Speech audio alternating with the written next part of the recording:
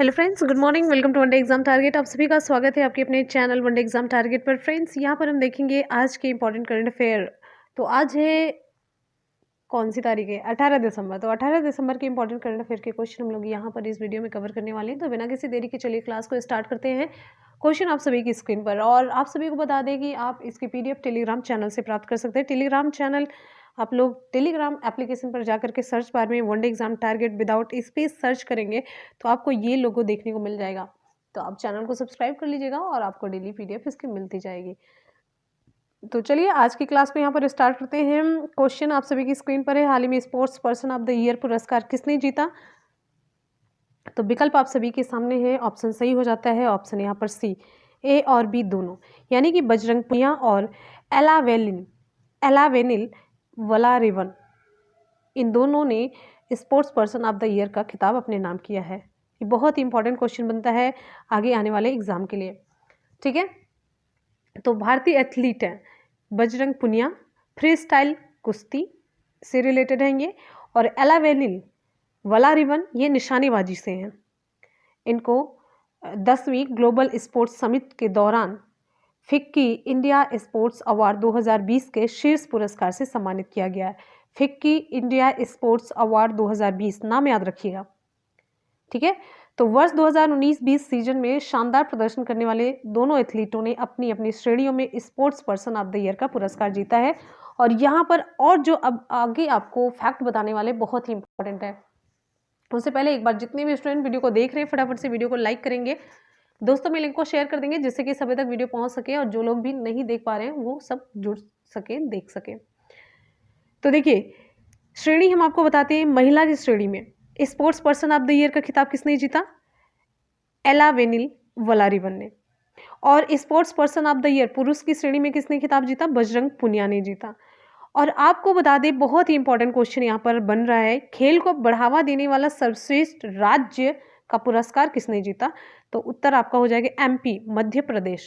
ठीक है, अच्छा, फिर अगला आपका यहाँ पर एक इंपॉर्टेंट क्वेश्चन बन जाता है, खेल को बढ़ावा देने वाली सर्वश्रेष्ठ कंपनी निजी क्षेत्र की किसकी है?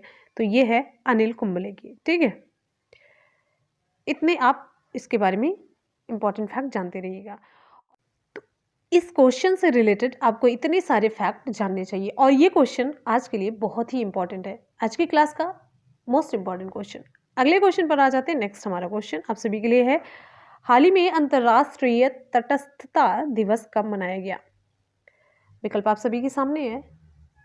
ऑप्शन यहाँ पर बी हमारा सही हो जाता है, 12 दिसंबर को, ऑप्शन बी। तो संयुक्त राष्ट्र द्वारा प्रत्येक वर्ष 12 दिसंबर को अंतर्राष्ट्रीय संबंधों में तटस्थता के महत्व के बारे में सार्वजनिक जागरूकता बढ़ाने के लिए अंतर्राष्ट्रीय तटस्थता दिवस के रूप में मनाया जाता है, इंटरनेशनल डे ऑफ न्यूट्रलिटी। ठीक है, और इसकी आधिकारिक घोषणा कब हुई थी? फरवरी 2017 में संयुक्त राष्ट्र महासभा के प्रस्ताव द्वारा की गई, और उसी वर्ष पहली बार 12 दिसंबर 2017 को यह दिन मनाया गया था।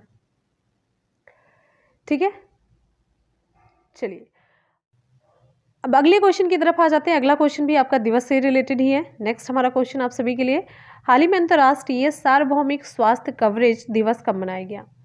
विकल्प यहाँ पर हमारा सही हो जाता है ऑप्शन डी, 12 दिसंबर। अंतर्राष्ट्रीय सार्वभौमिक स्वास्थ्य कवरेज दिवस संयुक्त राष्ट्र द्वारा घोषित एक अंतर्राष्ट्रीय दिवस है जिसे हर साल 12 दिसंबर को मनाया जाता है। इस दिन को मनाए जाने का उद्देश्य क्या होता है? इस दिन को मनाए जाने का उद्देश्य होता है कि जो लचीली स्वास्थ्य प्रणाली है और स्वास्थ्य कवरेज की आवश्यकता के बारे में जागरूकता बढ़ाना है। ठीक है, और आपको बता दें इस वर्ष का जो विषय है, इस वर्ष का जो अंतर्राष्ट्रीय सार्वभौमिक स्वास्थ्य कवरेज दिवस का विषय है वो क्या है? ये है health for all, protective everyone. Health for all, protective नहीं, प्रोटेक्ट एवरीवन, ये है इस बार का विषय। ये विषय ये दर्शाता है कि ये जो पैंडेमिक है, इस संकट को समाप्त करने और एक सुरक्षित और स्वस्थ भविष्य का निर्माण करने के लिए हमें उन स्वास्थ्य प्रणालियों में अभी भी निवेश करने की आवश्यकता है जो हमारी रक्षा करें। क्लियर है? चलिए, और अगले क्वेश्चन पर चलते हैं हम। नेक्स्ट हमारा क्वेश्चन है, और यहाँ पर हिस्ट्री से रिलेटेड इसमें थोड़ा सा बता देते हैं। 12 दिसंबर 2017 को 12 दिसंबर 2017 को संयुक्त राष्ट्र ने 12 दिसंबर को अंतर्राष्ट्रीय सार्वभौमिक स्वास्थ्य कवरेज दिवस के रूप में मनाए जाने की घोषणा की थी। अगले क्वेश्चन पर आते हैं। नेक्स्ट हमारा क्वेश्चन आपके लिए है। क्वेश्चन है, हाल ही में एडीबी ने विकासशील देशों के लिए $9 बिलियन की किस पहल का शुभारंभ किया है? ऑप्शन यहाँ पर हमारा ए सही हो जाता है, एपी वैक्स। तो यहाँ पर आपको बता दें, पहले बात तो ये जानी, एशियाई जो विकास बैंक है यानी कि Asian development bank, Asian development bank, तो एशियन डेवलपमेंट बैंक ये कहाँ पर स्थित है? मनीला में स्थित है। तो मनीला में जो स्थित है एशियाई विकास बैंक, इसने अपने विकासशील सदस्य देशों के लिए Asia Pacific vaccine access facility यानी कि APVAX नाम एक पहल की शुरुआत की है। बैंक ने AP वैक्स पहल के लिए $9 बिलियन की राशि आवंटित की है। तो ये जो फैसिलिटी है, ये मतलब एडीबी ने, एशियन डेवलपमेंट बैंक ने विकासशील सदस्यों को इन चुनौतियों से निपटने, महामारी को दूर करने और आर्थिक सुधार पर ध्यान केंद्रित करने में मदद करने में ये महत्वपूर्ण भूमिका निभाएगा, ये जो पहल है। ठीक है, तो ये जो कोविड-19 वैक्सीन को सुरक्षित, सामान और कुशलता से प्रबंधित करने और इसको बांटने और उचित योजना और जानकारी, ये सारी चीज़ें ये इस जो पहल है इसके माध्यम से हो सकेगी। ठीक है, अगले क्वेश्चन पर हम आ जाते हैं। नेक्स्ट हमारा क्वेश्चन आप सभी के लिए है। हाल ही में संयुक्त रूप से टाइम मैगजीन का बहुत इंपॉर्टेंट क्वेश्चन, मोस्ट इंपॉर्टेंट है। तो हाल ही में संयुक्त रूप से टाइम मैगजीन का पर्सन ऑफ द ईयर 2020 कौन चुना गया है? ऑप्शन यहाँ पर हमारा सही हो जाता है जो बिडेन और कमला हैरिस दोनों, यानी कि ऑप्शन आपका सी सही हो जाता है। तो नए निर्वाचित अमेरिकी राष्ट्रपति जो बिडेन और उपराष्ट्रपति कमला हैरिस को संयुक्त रूप से टाइम मैगजीन का वर्ष 2020 यानी कि पर्सन ऑफ द ईयर चुना गया है। टाइम मैगजीन 1927 से 1927 से वार्षिक रूप से कैलेंडर वर्ष के दौरान ऐसे व्यक्ति या संगठन को पहचानने के लिए सूची जारी करता है जो बेहतर या बदतर तरीके से समाचार अथवा देश और दुनिया को सबसे अधिक प्रभावित करता है। देखिए, ध्यान दीजिएगा, बेहतर या बदतर तरीके से, दोनों तरीके से। ठीक है, और इसके अलावा टाइम पत्रिका ने कोरियाई पॉप ग्रुप BTS को अपना एंटरटेनर ऑफ द ईयर और बास्केटबॉल स्टार लेब्रोन, दोनों के नाम लिख देते हैं, लेब्रोन जेम्स को एथलीट ऑफ द ईयर भी चुना। और अभी आपको मैंने बताया कोरिया के पॉप ग्रुप BTS को अपना एंटरटेनर ऑफ द ईयर चुना है। और जूम के संस्थापक है एरिक युआन, लिख देते हैं एरिक। जितने फैक्ट बता रहे हैं सभी बहुत इंपॉर्टेंट है। एरिक युआन, इनको business person of the year चुना गया क्योंकि इस वीडियो कम्युनिकेशन कंपनी ने महामारी के दौरान लाखों लोगों को एक दूसरे के साथ जोड़ने के तरीके को एक रूप में परिभाषित किया है। ठीक है, तो ध्यान दीजिएगा, जितना मैंने आपको ये क्वेश्चन से अलग हट करके मैंने 3 और आपको बताए हैं, एंटरटेनर ऑफ द ईयर और एथलीट ऑफ द ईयर, फिर business person of the year मैंने बता दिया। नेक्स्ट क्वेश्चन पर हम आएंगे। अगला क्वेश्चन है, हाल ही में दुनिया का पहला सैटेलाइट आधारित narrow band IoT network, IoT internet of things network किसके द्वारा लॉन्च किया गया? विकल्प यहाँ पर हमारा सही हो जाता है ऑप्शन डी, BSNL। तो BSNL के द्वारा दुनिया का पहला सैटेलाइट आधारित narrow band internet of things को लॉन्च किया गया। तो भारत संचार निगम लिमिटेड BSNL ने सैटेलाइट आधारित narrow band internet of things NB narrow band IoT तो इंटरनेट ऑफ थिंग्स को लॉन्च करने के लिए global machine connectivity solution company, जिसका नाम है स्काईलॉटिक इंडिया, जिसे शॉर्ट फॉर्म में स्काईलो के साथ साझेदारी की है। ये पहल दुनिया का पहला उपग्रह आधारित NB narrow band internet of things है। ये मतलब दुनिया का पहला उपग्रह आधारित narrow band internet of things network है। ध्यान दीजिएगा, बहुत इंपॉर्टेंट क्वेश्चन ये बनता है। ठीक है, दुनिया का पहला सैटेलाइट आधारित नैरो बैंड। चलिए, यहाँ पर आपको बता देते हैं भारत संचार निगम लिमिटेड के अध्यक्ष और MD कौन है। तो ये इंपॉर्टेंट क्वेश्चन बनता है आपके लिए। तो ये इनका नाम है प्रवीण कुमार पुरवार, ठीक है। और भारत संचार निगम लिमिटेड का मुख्यालय कहाँ पर है? न्यू दिल्ली में, ठीक। चलिए आ जाते हैं हम नेक्स्ट क्वेश्चन पर। हमारा अगला क्वेश्चन आप सभी के लिए है। अगला है क्वेश्चन है, हाल ही में 100% ऑर्गेनिक दर्जा पाने वाला भारत का पहला केंद्र शासित प्रदेश कौन सा बना है? बहुत इंपॉर्टेंट क्वेश्चन, मोस्ट इंपॉर्टेंट। तो विकल्प भी आपका यहाँ पर सी सही हो जाता है, मार्क करिए, मोस्ट इंपॉर्टेंट क्वेश्चन है। तो ये है लक्षद्वीप, ठीक है। कृषि मंत्रालय के द्वारा लक्षद्वीप को भारत का पहला 100% जैविक केंद्र शासित प्रदेश घोषित किया गया है। इस केंद्र शासित प्रदेश में सभी कृषि कार्य बिना सिंथेटिक उर्वरकों और कीटनाशकों के इस्तेमाल से की जाती है, जो सुरक्षित खाद्य उत्पादों तक पहुंच प्रदान करती है और कृषि को पर्यावरण के अधिक अनुकूल बनाती है। और यहीं पर आपको और इम्पोर्टेंट फैक्ट जानना जरूरी हो जाता है।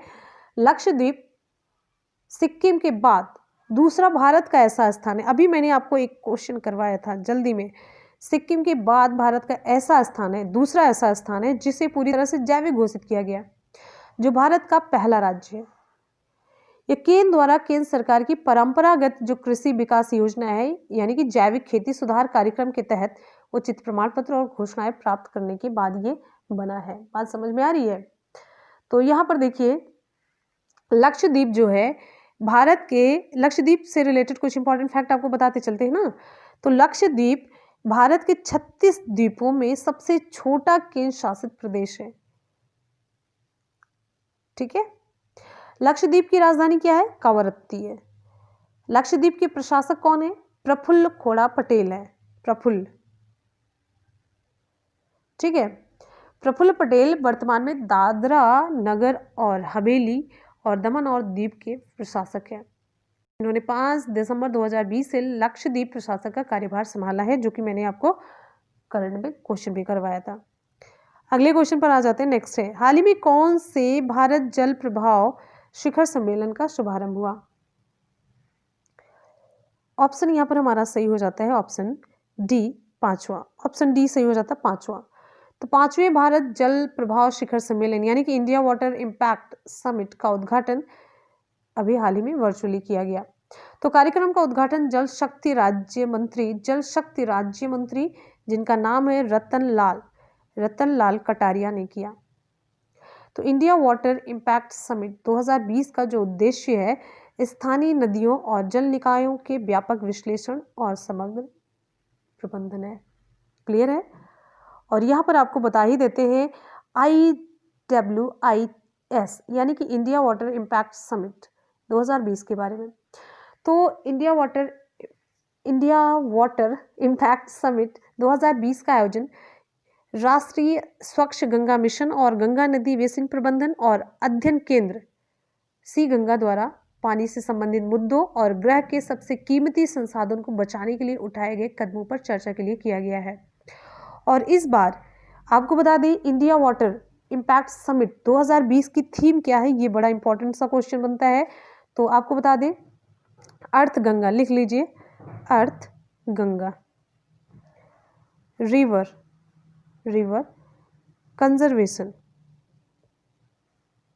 कंजर्वेशन, सिंक्रोनाइज्ड, लिख देते हैं आगे, सिंक्रोनाइज्ड डेवलपमेंट, ठीक है। तो ये इस बार की थीम है। अगले क्वेश्चन पर चलेंगे। नेक्स्ट हमारा क्वेश्चन आप सभी के लिए, हाल ही में आरबीएल बैंक ने किस बैंक के साथ बैंक बीमा साझेदारी के लिए हाथ बढ़ाया? ऑप्शन यहाँ पर हमारा सही हो जाता है option C, ICICI Prudential, option C सही हो जाता है। तो आरबीएल बैंक और ICICI प्रूडेंशियल ने मिलकर के बैंक बीमा साझेदारी के तहत हाथ मिलाया है, ठीक है। इसके तहत 28 राज्यों में फैली जो आरबीएल बैंक है, 398 की जो शाखाएं हैं ICICI प्रूडेंशियल लाइफ से सुरक्षा और बचत उत्पादों को ये बेचेंगी, इसलिए साझेदारी होती है, ठीक है। तो बैंक बीमा क्या होता है? बैंक के माध्यम से बीमा उत्पाद बेचना, ठीक है। यह एक बैंक और बीमा कंपनी के बीच की व्यवस्था होती है, बैंक और बीमा कंपनी के बीच की व्यवस्था, जिसमें बैंक अपने ग्राहकों को बीमा कंपनी की बीमा उत्पाद बेचता है, ठीक है। बात समझ में आ गई? चलिए कुछ इंपॉर्टेंट फैक्ट यहाँ पर जानते चलते हैं आरबीएल से संबंधित। आरबीएल बैंक लिमिटेड की स्थापना कब हुई? 1943 में। किसके तहत? भारतीय कंपनी अधिनियम 1913 के तहत। आरबीएल बैंक लिमिटेड के एमडी और सीईओ कौन है? विश्ववीर आहूजा हैं। कौन है? Vishwavir Ahuja. RBL bank limited का मुख्यालय कहाँ पर है? महाराष्ट्र के मुंबई में। आरबीएल बैंक लिमिटेड की टैगलाइन क्या है? अपनों का बैंक है। ठीक है, क्या है? अपनों का बैंक। और आपको यहाँ पर बता देते हैं अगस्त 2014 में बैंक का नाम द रत्नाकर बैंक लिमिटेड से बदल करके आरबीएल बैंक लिमिटेड कर दिया गया था। 2014 में इसका नाम आरबीएल बैंक लिमिटेड हुआ है। अब यहाँ पर बात करेंगे ICICI prudential life insurance limited की। ठीक है, तो आपको यहाँ पर जानना है कि ICICI prudential life insurance limited का मुख्यालय कहाँ पर है? महाराष्ट्र के मुंबई में है।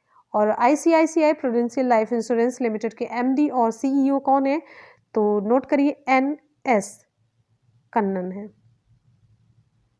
ठीक है, बहुत बढ़िया। चलते हैं हम अगले क्वेश्चन पर। नेक्स्ट हमारा क्वेश्चन आप सभी के लिए यहाँ पर हो जाता है कंप्लीट, और आप लोग इसकी पीडीएफ और एग्जाम टारगेट के टेलीग्राम चैनल से प्राप्त कर सकते हैं। और आपका एक न्यू चैनल है मुनमुन ब्लॉग्स, जिसके लिंक हम आपको नीचे डिस्क्रिप्शन बॉक्स में दे देंगे। यहाँ पर आपको मेरे द्वारा बनाई गई कुछ न कुछ वीडियो देखने को मिलेगी, कुछ न कुछ क्रिएटिविटी देखने को मिलेगी। तो चलिए एक बार करेंगे सभी क्वेश्चन का सुपरफास्ट रिवीजन, और जितने भी स्टूडेंट वीडियो को देख रहे हैं फटाफट से एक बार जल्दी से करेंगे वीडियो को लाइक। और आज के कल के क्वेश्चन का सुपरफास्ट रिवीजन यहाँ पर होगा, और आज मैंने कल के क्वेश्चन का नहीं करवाया था तो वो भी हम यहाँ पर देख लेंगे। क्वेश्चन है, हाल ही में sports person of the year पुरस्कार किसने जीता? ऑप्शन सी सही हो जाता है, बजरंग पुनिया और एलावेनिल वलारिवन ने। नेक्स्ट है, हाल ही में अंतर्राष्ट्रीय तटस्थता दिवस कब मनाया गया? ऑप्शन यहाँ पर बी सही हो जाता है, 12 दिसंबर को। नेक्स्ट है, हाल ही में अंतर्राष्ट्रीय सार्वभौमिक स्वास्थ्य कवरेज दिवस कब मनाया गया? ऑप्शन डी सही हो जाता है, 12 दिसंबर को। नेक्स्ट हमारा क्वेश्चन है, हाल ही में एडीबी ने विकासशील देशों के लिए $9 बिलियन की किस पहल का शुभारंभ किया? ऑप्शन ए सही हो जाता है, एपी वैक्स। अगला क्वेश्चन है, हाल ही में संयुक्त रूप से टाइम मैगजीन का पर्सन ऑफ द ईयर 2020 कौन चुना गया? ऑप्शन सी सही हो जाता है, जो बिडेन और कमला हैरिस। नेक्स्ट है, हाल ही में दुनिया का पहला सैटेलाइट आधारित नैरोबैंड IoT नेटवर्क किसके द्वारा लॉन्च किया गया? ऑप्शन डी सही हो जाता है, BSNL के द्वारा। अगला क्वेश्चन, हाल ही में 100% ऑर्गेनिक दर्जा पाने वाला भारत का पहला केंद्र शासित प्रदेश कौन सा बना है? ऑप्शन सी सही हो जाता है, लक्षद्वीप। हाल ही में कौन से भारत जल प्रभाव शिखर सम्मेलन का शुभारंभ हुआ? ऑप्शन यहाँ पर डी सही हो जाता है, 5वां। नेक्स्ट है, हाल ही में आरबीएल बैंक ने किस बैंक के साथ बैंक बीमा साझेदारी के लिए हाथ मिलाया? ऑप्शन सी सही हो जाता है, आईसीआईसीआई प्रूडेंशियल ने। तो फ्रेंड्स, इसी के साथ ही आज की करंट अफेयर की क्लास कंप्लीट होती, साथ साथ में सुपरफास्ट रिवीजन भी हम लोगों ने कर लिया, और देखेंगे कल से पहले का एक जो हम लोगों ने कल रिवीजन नहीं किया था उसका भी रिवीजन करेंगे, और कल के क्वेश्चन का भी रिवीजन करेंगे। यहाँ पर हम देखेंगे 16 दिसंबर के करंट अफेयर का सुपरफास्ट रिवीजन। क्वेश्चन है, हाल ही में नोमुरा ने फाइनेंशियल ईयर 2021 में किस अर्थव्यवस्था के एशिया में सबसे तेजी से बढ़ने का अनुमान जताया? ऑप्शन ए हमारा सही हो जाता है, ऑप्शन ए भारतीय। अगला क्वेश्चन है, नेक्स्ट है, हाल ही में वर्ल्ड इकोनॉमिक फोरम 2021 की वार्षिक बैठक कहाँ पर आयोजित की जाएगी? ऑप्शन बी सही हो जाता है, सिंगापुर। ऑप्शन बी सही हो जाता है, सिंगापुर। नेक्स्ट हमारा क्वेश्चन है, हाल ही में शेख सबा अल खालिद को किस देश का प्रधानमंत्री नियुक्त किया गया? ऑप्शन बी सही हो जाता है, कुवैत। Option B. नेक्स्ट हमारा क्वेश्चन आप सभी के लिए है, हाल ही में किस बैंक ने महिलाओं के लिए आत्मनिर्भर योजना शुरू की? ऑप्शन यहाँ पर हमारा डी सही हो जाता है, बैंक ऑफ बड़ौदा ने। नेक्स्ट है, इंडियन ओशन आइलैंड गेम्स 2023 की मेजबानी किस देश के द्वारा की जाएगी? ऑप्शन सी सही हो जाता है, मेडागास्कर। क्वेश्चन है, हाल ही में वर्ल्ड स्क्वैश फेडरेशन की नई अध्यक्ष कौन चुनी गई? ऑप्शन ए सही हो जाता है, जेना वॉल्ड्रिज। नेक्स्ट हमारा क्वेश्चन है, हाल ही में वित्त मंत्री निर्मला सीतारमण ने फोर्ब्स 2020 की सूची में कौन सा स्थान हासिल किया? ऑप्शन डी सही हो जाता है, 41वां स्थान। अगला है, हाल ही में इंटरनेशनल गोल्फ फेडरेशन की नई अध्यक्ष किसे नियुक्त किया गया? ऑप्शन सी सही हो जाता है, एनिका सोरेनस्टैम को। तो फ्रेंड्स, यहाँ पर 16 दिसंबर के करंट अफेयर का सुपरफास्ट रिवीजन हम लोगों ने कर लिया। अब देखेंगे कल का, यानी कि 17 दिसंबर का। क्वेश्चन है, हाल ही में यूनिसेफ डे कब मनाया गया? विकल्प यहाँ पर हमारा सही हो जाता है, ऑप्शन ए 11 दिसंबर को।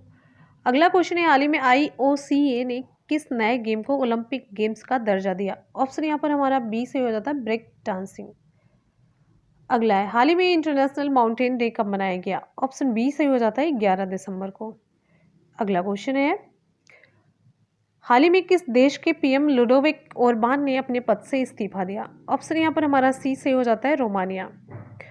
अगला क्वेश्चन है, हाल ही में किस भारतीय अभिनेता ने वर्ष 2020 में विश्व की 50 एशियाई सेलिब्रिटीज की सूची में टॉप स्थान हासिल किया? ऑप्शन यहाँ पर हमारा डी सही हो जाता है, सोनू सूद ने। नेक्स्ट क्वेश्चन है, हाल ही में कहाँ पर राष्ट्रीय दिव्यांग सशक्तिकरण केंद्र का उद्घाटन किया गया? ऑप्शन ए सही है, तेलंगाना। नेक्स्ट हमारा क्वेश्चन है, हाल ही में बिहार में कोइलवर पुल का उद्घाटन किसके द्वारा किया गया? ऑप्शन सी से हो जाता है, नितिन गडकरी के द्वारा। अगला क्वेश्चन है, हाल ही में एडीबी ने वित्त वर्ष 2020 में भारत की जीडीपी कितना रहने का अनुमान जताया है? ऑप्शन डी सही हो जाता है, -8%। अगला क्वेश्चन, हाल ही में वर्ष 2020 का Ramanujan prize for young mathematician award किसने जीता? ऑप्शन यहाँ पर हमारा सही हो जाता है, सी, कैरोलिना आरुजो ने। तो फ्रेंड्स, इसी के साथ ही आज के, कल के और परसों के करंट अफेयर के सुपरफास्ट रिवीजन कंप्लीट हो जाते हैं। चलते हैं आज के सवाल की तरफ। आज का सवाल बहुत ही इंपॉर्टेंट है। क्वेश्चन, हाल ही में 100% ऑर्गेनिक दर्जा पाने वाला भारत का पहला केंद्र शासित प्रदेश कौन सा बना है? विकल्प यहाँ पर हमारा कौन सा सही होगा? दादरा और नगर हवेली, दमन और दीव, लक्षद्वीप। विकल्प कौन सा सही होगा? आप लोग कमेंट सेक्शन में कमेंट करके जरूर बताएंगे। तो फ्रेंड्स, इसी के साथ ही आज की क्लास हो जाती है कंप्लीट। मिलेंगे फिर नेक्स्ट वीडियो में, तब तक ले goodbye and take care. Thank you so much, love you all, bye and take care. और आप सभी लोग कंटिन्यू पढ़ाई करते रहिए। तो कंटिन्यूटी बहुत ज़रूरी है आपकी, मतलब पढ़ाई के लिए। जब तक आप कंटिन्यू नहीं पढ़ाई करेंगे, आपका जैसे मतलब एक पढ़ाई का जो कंसंट्रेशन है ब्रेक हो जाता है, तो दिमाग नहीं लग पाता है, और जॉब मिलना बहुत ज़रूरी है। ठीक है, तो आप हमेशा ये सपना ज़रूर देखते रहिए कि आपको अपना टारगेट अचीव करना है, कैसे भी, किसी भी परिस्थिति में रहे, कैसी भी स्थिति में रहे, लेकिन हमेशा ये आप फोकस करते रहिए कि मतलब आपके दिमाग में होना चाहिए, आपका टारगेट कभी भूलना ही नहीं चाहिए। ठीक है, तो मिलते हैं फिर नेक्स्ट वीडियो में। और आप लोग ज़रूर क्लास को ज्वाइन कीजिए। पूरा मॉडल पेपर हमने स्टार्ट कर दिया, एक नई सीरीज स्टार्ट कर दी। अगर आप लोग ऐसे नहीं ज्वाइन करेंगे, ऐसे न्यूट्रल रहेंगे, तो फिर तो कोई मतलब ही नहीं मेरी मेहनत करने का। फिर हम क्यों मेहनत करेंगे? 4-4 घंटे की क्लास हम क्यों तैयार करेंगे? 1 घंटे की आप लोगों की क्लास तैयार करने में पता है 4 से 5 घंटे का टाइम हमें खुद लगता है।